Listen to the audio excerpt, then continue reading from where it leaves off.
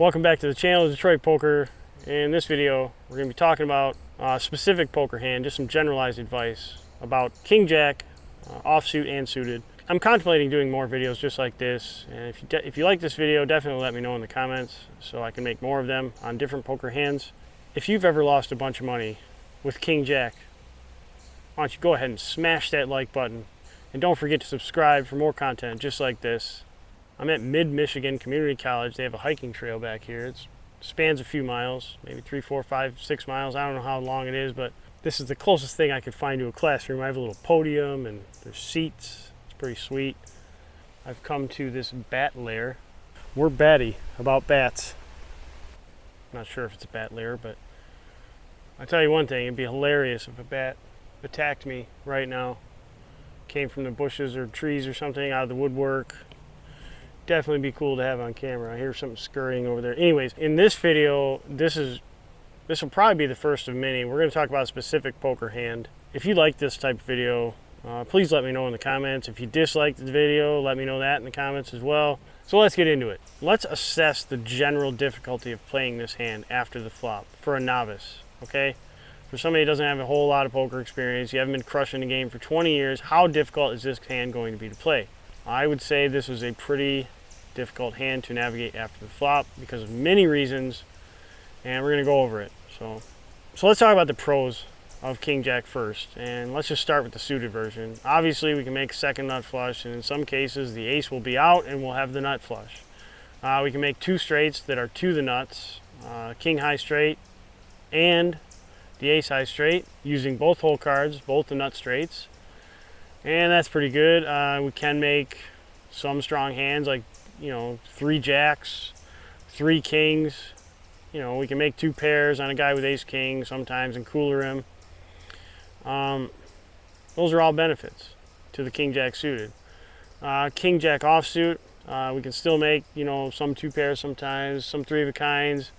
Still make 2 nut straights, but we don't have the playability of having a flush draw to go with it. We don't have the extra equity, so it's a pretty bad hand, King Jack offsuit. Now let's talk about the cons. King Jack suited, what are the cons of this hand? Reverse implied odds, first and foremost, and this goes for King Jack offsuit as well. Reverse implied odds, in a nutshell, means you can flop what you consider to be the best hand, only to be shown a better hand all along. So let's just talk about this in detail. Let's say you are on the button, you have $300. Under the gun opponent raises to $12 and he covers. The action folds to you and you look down at King Jack offsuit. You decide to make the call. You consider this opponent kind of spewy. You think that he bluffs a lot, whatever. You don't really have a lot of information, but he just strikes you as one of those players that's spewy. So you make the call. Everyone else folds. You go off to the flop, heads up, in position, and flop comes out Jack 7-3 rainbow. So you flop top pair, second best kicker. Life's looking pretty good, right? So your opponent places a continuation bet for $15, and I think most people would agree that there's no universe we're folding top pair to a single bet. So what do? We make the call, and we're going to go after the turn, heads up. Turn comes a deuce.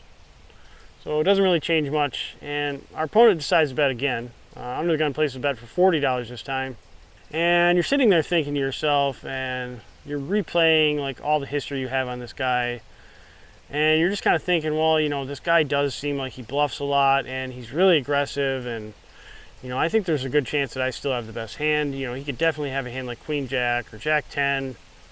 You know, so you decide, make the call. You're going to keep this guy honest and see what he does on the river. So you make the call, and we're going to go off to the river, heads up. The river, just comes another deuce. As far as I'm concerned, that's a brick. And your opponent gives you barrel number 3, and he places a bet for $50 this time. So, you know, the price you're getting is pretty good. And with what you think you know about this opponent, you know, you start justifying it to yourself. You know, I've come this far. You know, this guy could definitely still have a hand that I'm beating. So you hem and you haw, you decide ultimately to make the call. So you put the money in, put the $50 in, and your opponent turns over pocket queens. Now, let's kind of reflect on this for just a second, okay? Did your opponent at any time show you that he was weak? Just add up the facts. He raised in early position, he bet the flop, he bet the turn, he bet the river. What about that seems weak to you? Do you think it's likely that somebody's going to play Jack 10 like that or Queen Jack like that? They wouldn't be scared at any point that you have a better Jack? Wouldn't it at least cross their mind? The $50 river bet seems like value, but I mean, you can make all sorts of reasons to talk yourself into making calls like these, but this is why you should avoid playing King Jack offsuit to a raise. What's another con about King Jack? I don't know, just really not that good. It's overcoded by many hands that your opponent would raise. So think about the raising range that your opponent's going to have if they raise and you call. What kind of hands are people raising at 1-2 and 1-3 games? These players are generally pretty passive, they're pretty scared to lose money, and they don't raise light in general. So what's the range that we expect them to have? I don't know, pocket pairs, maybe nines are better, and you know, stuff like ace king, ace queen, king queen, that's the type of hands that you're going to be up against. And how do you think King Jack does against that type of range? Not very good.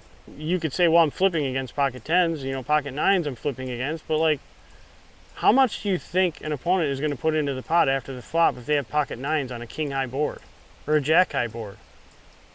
How much money are you really winning off somebody with an underpair? Well, how many streets of value can you actually get off him if you outflop him? You know, these are things you got to think about. Can you get paid off by a worse hand? I don't know. I think it's very unlikely that that will actually happen. But what if you do? You know, what if the guy is a spew station, whatever? What if he's like really loose before the flop and you could make a case for King Jack might actually be ahead of the range that this guy's raising? Okay, then in that case, one could argue you shouldn't be flat calling, you should be 3-betting the guy. Re-raise him. If you got a better hand, take the initiative, take the the betting lead and 3-bet the guy. However, if you start 3-betting people with King Jack offsuit, King Jack suited, you're going to get into a lot of difficult scenarios post-flop if you don't have a lot of experience navigating. It can just be a really tricky hand to play. Let me illustrate this concept to you. Let's say that under the gun, spewy, loose player raises to $12 and we look at King Jack of clubs, okay? You decide, well, I think I'm ahead of what this guy would raise with. He raises nonsense all the time. 8-9 offsuit the guy raises. So you decide to 3-bet. 3-bet him up to 40. Folds around, he calls, he defends the 3-bet. You go off to the flop, heads up, in position, and you flop King 8-3 rainbow. And you have a backdoor flush draw. So your opponent under the gun checks to you. What would you do here? I want you to think about what would you do here. You don't have to comment. I mean, you can comment if you like, but what would you do in this scenario? You 3-bet the guy pre-flop, you got top pair and a backdoor flush draw, and a middling kicker. Would you bet or would you check? I think most inexperienced players would probably place a bet. They'd be like, well, I feel like I have the best hand, I'm going to bet. But that's as far as the thinking goes. Probably you should check back. Most inexperienced players don't do that. So that's why I just kind of recommend against King Jack all around. It's a very tough hand to play. And until you gain a lot of experience and a lot of know-how and you're able to navigate, after the flop, I would just avoid this hand. However, if there's a bunch of limpers and stuff like that and you're, button cut off or something, you could definitely cut a raise over some limpers because you've seen the stuff people are limping at these games and they don't limp good cards. I mean, that's a different scenario. You can use it to raise with, when no one's taking any initiative. But even then, it's kind of a tricky hand to play. Until you gain some real experience and you're able to hand read, I would probably just avoid this hand. The game will be much easier for you as a result. If you have any questions or comments, put them down below. And if you'd like more information about my coaching, my private one-on-one coaching, definitely shoot me an email, livepokerplayer8@gmail.com, or head over to my website, detroitpoker.net, and there's more information there about the coaching program. So until next time, smash flops, stack everyone, run good, all that stuff. I'll catch you in the next video. Take it easy.